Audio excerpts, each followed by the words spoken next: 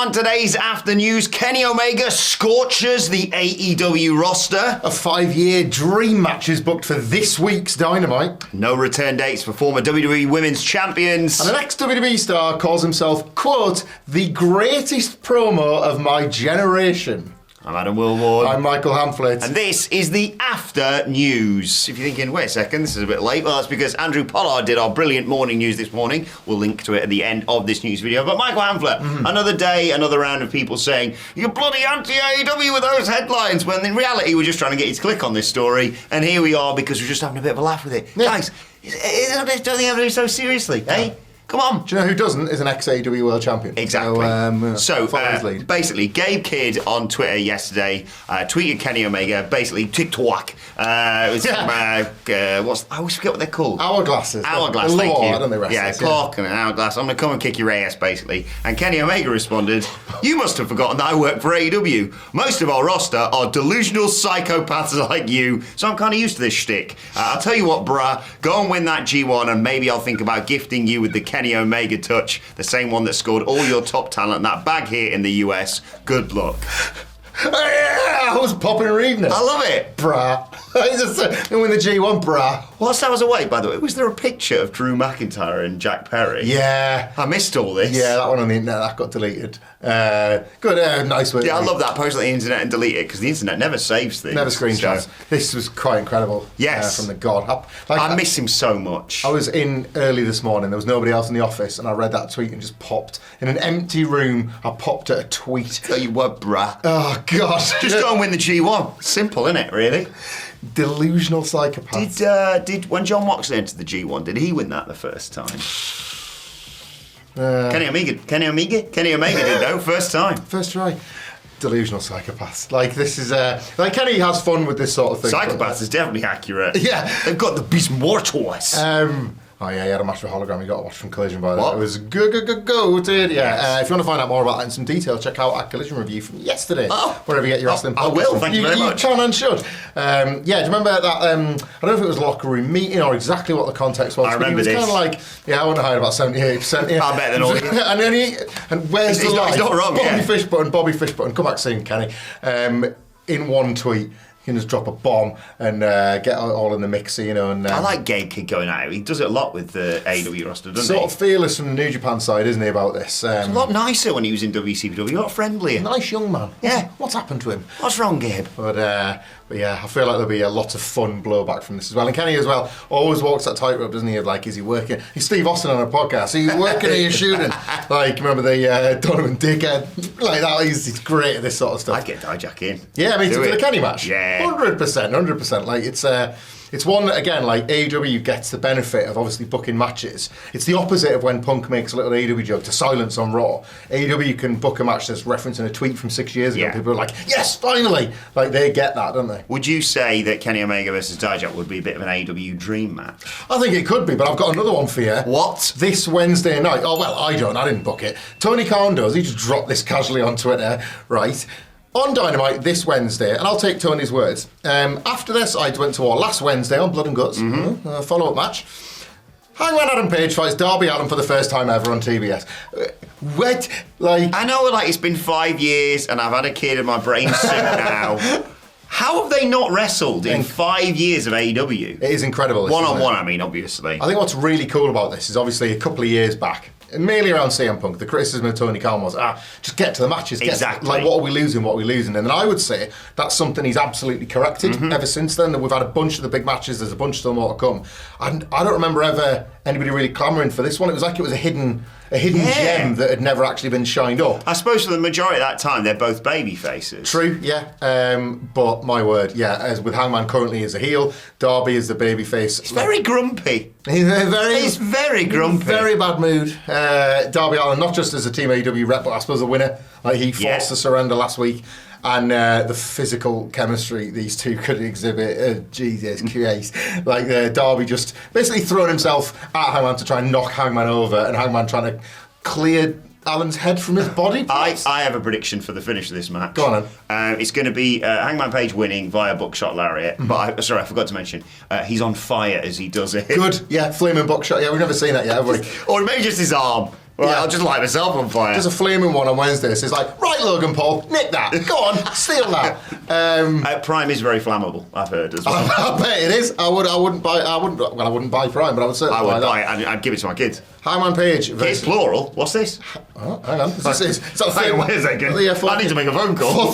Fourth news story. What culture are going to be a dad or good?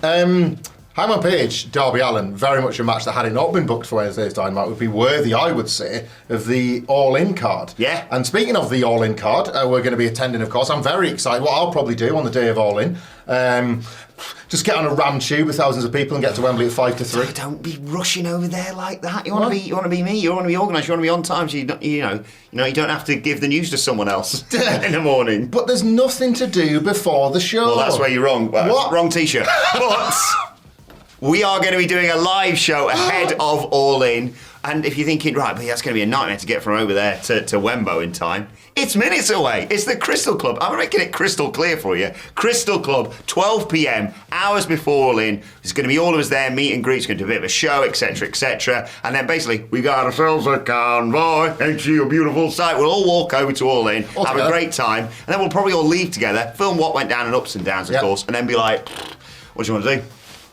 I know what we should do. What's that? Right back to the Crystal Club. We're not doing another live show. We're not, but Sweet Chin Disco are. And you can search their socials for tickets. There's going to be, hang on, let me just remember now. There's a Rolodex of three big ones, isn't there? Megastars from the industry. You've got Max Caster doing a rap. You've got Prince Nana in person, in attendance. Third one. There's the third one. It's like the NWO's this. Who's the third man? That's right. It's Adam Wilborn. What? Yeah, he's going to be there on stage. Being you, pretty much. Yes, I'll be hosting. I'll probably be doing a rap battle with Max Caster and a dance-off with Prince Nana. I can't see any of them going wrong. It's going to be after All In finishes till 3 p.m. So yes, that's 3 a.m. 3 a.m. 3 a.m. Excuse me. Yes, we're going to be 12 till 1:30, followed by a meet and greet. Tickets at whatculture.com, and then after All In, it's Sweet Chin Disco. Check their socials for all ticket information. Less than a month away now. Yeah. Both at the Crystal Club. It's like a perfect wrestling fan Sunday. We cannot wait for all of it, and we hope to see as many of you there as possible. Someone who could be there, technically, is Charlotte Flair. We promoted everybody else. Yes. Charlotte Flair, wait a minute, what? Card subject to change. Right, okay. Because, Charlotte Flair posted a video of her training in the ring in the Performance Centre yesterday. They got a lot of people very, very excited. But Sean Ross Sapp doing some brilliant reporting, as always, on his Backstage Report podcast. It's one of the best podcasts out there. That's not ours. He says that, unfortunately, that Flair is still expected to be out for 2 or 3 months still. Yeah.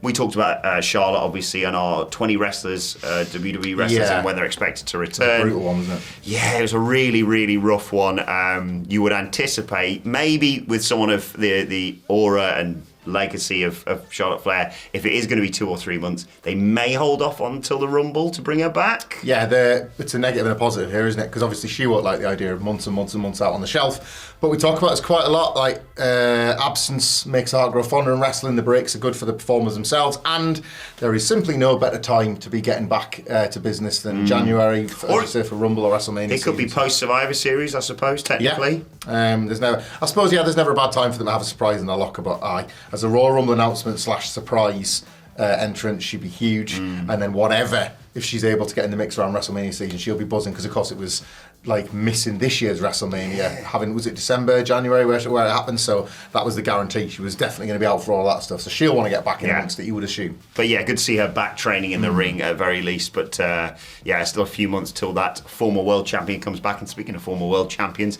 Alexa Bliss, there was another report on her from Sean Ross Sapp regarding her return to the WWE Women's Division. A slightly better reason for her to be off. She went and had a baby, of course.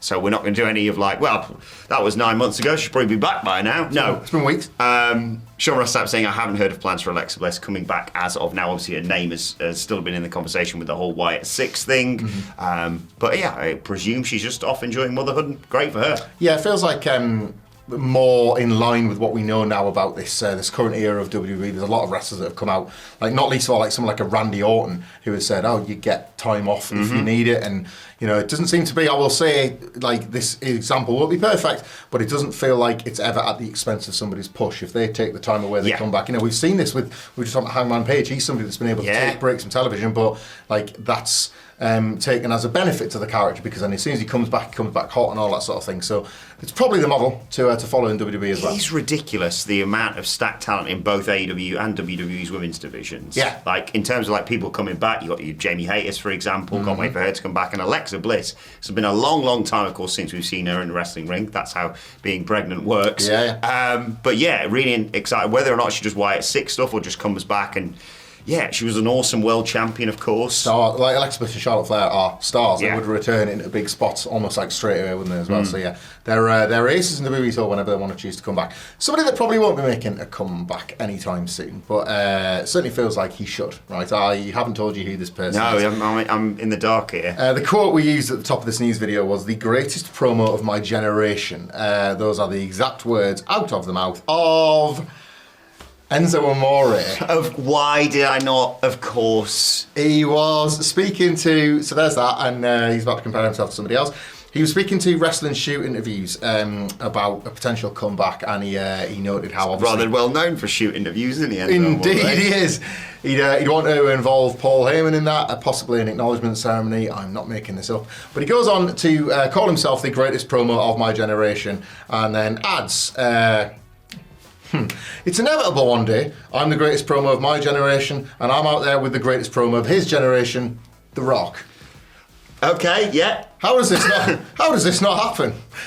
For me, it's a manifestation of childhood dreams. I have a picture of when I met Dwayne Johnson holding his action figure when I had it on Christmas morning. Then when I met him, he took a picture, which was really cool. That's where I want to be. And if I'm gunning for somebody's spot, if you're in WWE right now and you know that I'm out here working as hard as I'm on the indies, wrestling every single weekend, shaking hands, kissing babies, and doing all the right things, I would be effing so fearful of the man who has to stand in front of me. I'm the guy that you have to fear. I'm the one that you're not thinking about right now. When I show up, it's going to hit the fan, because any man can piss on the floor. It takes another man to shit on the ceiling. Is that what he said? His words, absolutely not mine, though. I'm sure Matt Reigns will clip this out of context. There you go, Rocket challenge extended for WrestleMania 41. We were idiots, we were. Cody probably. Yeah. No, Cody in the main event of night 2 WrestleMania. No, Enzo Amore has called his a shot. Looks like it's going to be a triple threat, guys. Yeah. Rocks generally aren't that soft either, are they? No. It's one of the real, I remember that from my geology classes. Do you think he'll just apply it to the word rocks as sort of R-A-W-K, rock? Maybe.